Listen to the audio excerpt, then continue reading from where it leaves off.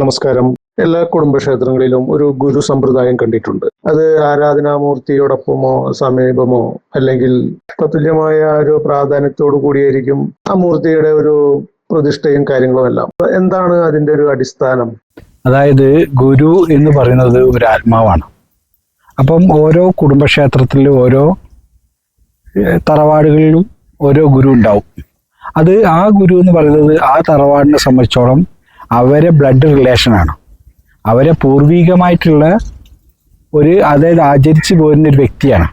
അപ്പം ഇതെങ്ങനെ ഉണ്ടായെന്ന് പറഞ്ഞാൽ ഈ കുടുംബ കാവുകൾ ഉണ്ടാകാൻ കാരണം ഇയാളാണ്, ഗുരുവാണ്.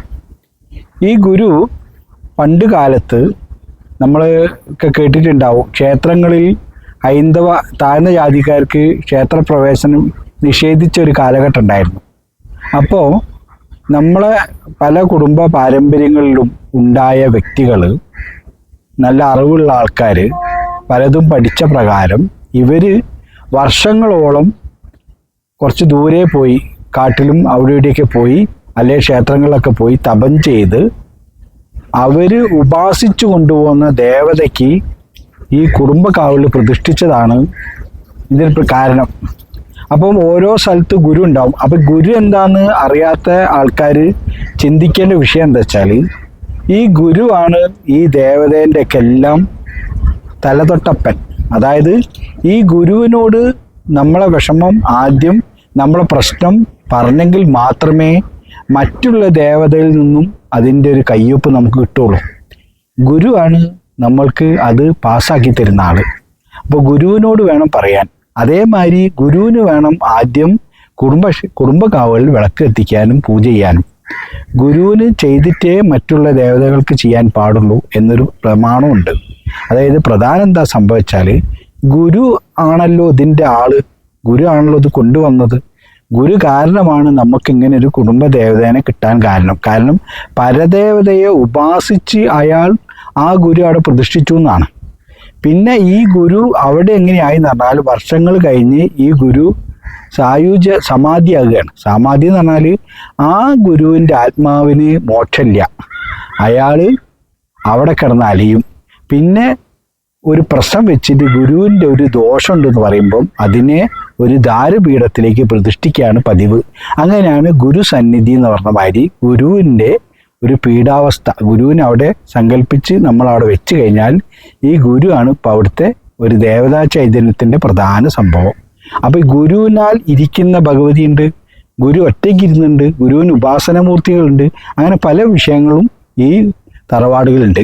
അപ്പോൾ ഗുരു ഇല്ലാത്തൊരു സംഗതി ഒരു സ്ഥലത്തുമില്ല. പക്ഷേ ഗുരുകൾ പല ആൾക്കാരാണ്, പല രീതിയിലാണ്. അതായത് നമ്മളെ ജാതീയ വ്യവസ്ഥയിൽ പല ജാതിയിലും ആ തട്ടിലുള്ള ഗുരുക്കന്മാരാണുള്ളത്. ഒരു കുടുംബകാവിലെ ഗുരു അല്ല മറ്റൊരു കുടുംബകാവിൽ. ഇപ്പം എൻ്റെ കുടുംബക്ഷേത്രത്തിലെ ഗുരു അല്ല മറ്റുള്ള കുടുംബക്ഷേത്രത്തിൽ. അങ്ങനെ ഓരോ വ്യത്യസ്തമായിട്ടുള്ള ഗുരുകളാണ് ഉണ്ടാകുന്നത്. ഇതാണ് ഇതിൻ്റെ വാസ്തവം. അപ്പം ഈ ഗുരുവിന് നമ്മൾ എന്ത് വേണം?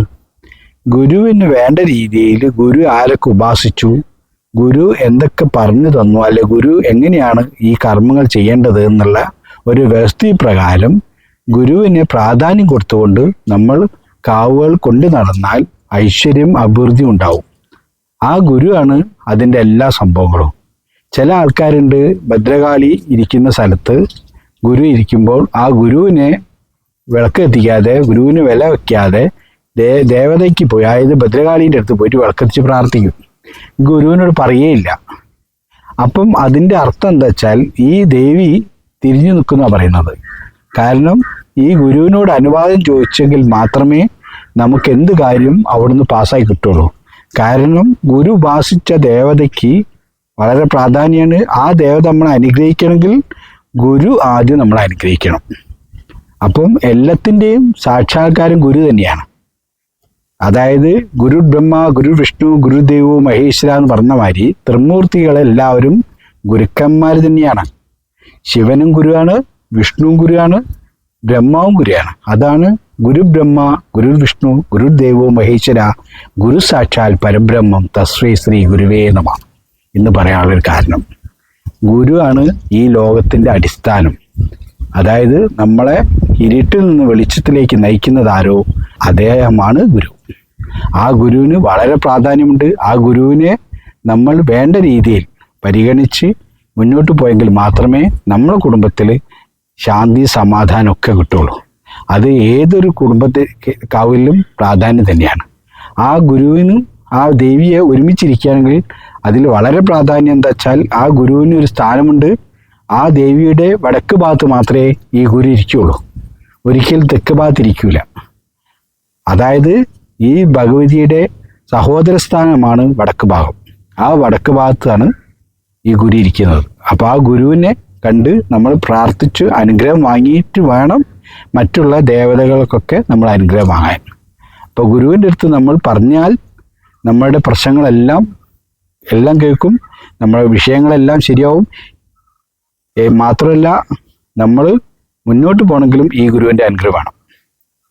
ഈ ഗുരു ഒരു ദേവതാ സങ്കല്പത്തിലേക്ക് അല്ലെങ്കിൽ ദേവതാ നിലവാരത്തിലേക്ക്, ആ തലത്തിലേക്ക്, ദേവതാ തലത്തിലേക്ക് ഉയരുന്നുണ്ടോ എപ്പോഴെങ്കിലും? അല്ല, ദേവത എന്ന് പറഞ്ഞാല് ദേവതയും ഗുരുവും തമ്മിൽ രണ്ടാണ്. ഒരിക്കലും ദേവതയും ഗുരുവും ഒന്നല്ല. ഗുരു എന്ന് പറഞ്ഞത് നമുക്ക് ഒരു ആത്മാവാണ്, ആത്മാവിൻ്റെ ചൈതന്യമാണ്, ദേവതനേക്കാൾ പ്രിയപ്പെട്ടതാണെന്ന് മാത്രം. ദേവത എന്ന് പറയുമ്പോൾ ഈ ഗുരുവിനാൽ പ്രതിഷ്ഠിക്കപ്പെട്ട, അതായത് അവിടെ കൊണ്ടുവച്ച ഉപാസിച്ച ദേവതയാണ്. ആ ദേവതയ്ക്ക് ചൈതന്യമാണ്, ഇതിന് സങ്കല്പ രീതിയാണ്. അപ്പം ഇതിൻ്റെ വിഷയം എന്താ വെച്ചാൽ ഏതൊരു കുടുംബക്ഷേത്രത്തിലെയും ആ ഗുരുവിനെ പൂജ ചെയ്യുക അവിടെയുള്ള ആൾക്കാരാണ്, അതായത് ആ കുടുംബത്തിലെ ആൾക്കാരാണ് അവിടെ പൂജ ചെയ്യുക. ആ ഗുരുവിന് പ്രത്യേകിച്ച് കുടുംബക്കാവുകളിൽ പൂജ പഠിക്കേണ്ട ആവശ്യമില്ല എന്ന് പറയാൻ കാരണം, സങ്കല്പ രീതിയിൽ അവിടുത്തെ കാരണവന്മാർ എനിക്കൊന്നും അറിയില്ല എന്ന് പറഞ്ഞ് കർമ്മം ചെയ്താൽ അതാണ് ആ ദേവത, ആ ഗുരുവിൻ്റെ ഏറ്റവും ഇഷ്ടപ്പെട്ട സംഭവം. വിശ്വാസപ്രകാരം ഭക്തിയോടുകൂടി എന്ത് വെച്ചു കൊടുക്കുന്നതോ അത് ആ ഗുരു സ്വീകരിക്കും. ആ ഗുരു സ്വീകരിച്ചു കഴിഞ്ഞാൽ അവിടെയുള്ള എല്ലാ ദേവതയ്ക്കും പരിപൂർണമായിട്ടുള്ള അനുഗ്രഹം കിട്ടും. കാരണം ഇതിൻ്റെ എല്ലാം അടിസ്ഥാനം ഗുരു തന്നെയാണ്. അപ്പോൾ ആ ഗുരുവിനെ പ്രീതിപ്പെടുത്തുക എന്നതാണ് പ്രധാനം. അതിന് പ്രീതിപ്പെടുത്താനുള്ള പ്രധാന കാരണം ഗുരു എങ്ങനെയാണ് ഉപാസിച്ചത്, എങ്ങനെയാണ് കൊണ്ടു നടന്നത് എന്ന് വളരെ സൂക്ഷ്മപരമായി ചിന്തിച്ച് ആ സശ്രദ്ധം, അതായത് ശ്രദ്ധയോടുകൂടി നമ്മൾ അത് കർമ്മങ്ങൾ മുന്നോട്ട് പോകുമ്പോൾ അവിടുത്തെ അനുഗ്രഹങ്ങൾ പരിപൂർണമായി കിട്ടും. അല്ലാതെ ഈ ഗുരുവും ഈ ദേവൻ തമ്മിൽ ബന്ധമില്ല. പക്ഷേ രണ്ട് രീതിയിലുള്ള ചൈതന്യമാണ്. ഒന്ന് ആത്മാവും മറ്റൊന്ന് ദേവത ഈശ്വര ചൈതന്യമാണ്. അതാണ് ഇതിൻ്റെ വ്യത്യാസം. അപ്പോൾ ഈ ഗുരുവിന് നമ്മൾ അർപ്പിക്കുന്ന ഒരു പൂജയും കാര്യങ്ങളും ഉണ്ടാവും. അത് നമ്മുടെ ചെറിയ അറിവ് വെച്ചിട്ട് അതേ കർമ്മ രീതി തന്നെ ദേവതയ്ക്കും മതിയാകുമോ? അതായത് ഈ സാധാരണ കുടുംബക്കാവുകളിൽ കൗള സമ്പ്രദായത്തിലുള്ള പൂജയാണ്. കൗള സമ്പ്രദായത്തിലുള്ള പൂജ എന്ന് പറയുമ്പോൾ സങ്കല്പ രീതിയാണ്. അതിന് പ്രത്യേകിച്ചുള്ള കാര്യങ്ങളൊന്നുമില്ല. ഈ കൗള സമ്പ്രദായത്തിലുള്ള പൂജയ്ക്ക് അവലംബിക്കുന്നത് പഞ്ചാർച്ചനയാണ്. പഞ്ചാർച്ചന എന്ന് പറയുമ്പോൾ 5 അർച്ചനയാണ്. ജലഗന്ധ ദീപ ധൂപ പുഷ്പ അർച്ചന, അതാണ് പഞ്ചാർച്ചന എന്ന് പറയുന്നത്. ഈ പഞ്ചാർച്ചന പ്രകാരമുള്ള പൂജയാണ് കുടുംബക്കാവുകളിൽ ചെയ്യുന്നത്. അതിന് പ്രത്യേകിച്ച് പഠിപ്പോ അറിവോ ഒന്നും വേണ്ട. എന്നാലും അതിന് വേണ്ടത് വിശ്വാസവും ഭക്തിയും കൂടാതെ സമർപ്പണ മനോഭാവമാണ്. ആ സമർപ്പണ മനോഭാവത്തോടു കൂടി ആ ഗുരുവിന് പൂജ ചെയ്യുന്നതോടുകൂടി മറ്റുള്ള ദേവതയ്ക്കും ഇങ്ങനെ തന്നെ ചെയ്താൽ വളരെ നല്ലതാണ്. അത് മാറ്റപ്പെടരുതെന്ന് മാത്രം.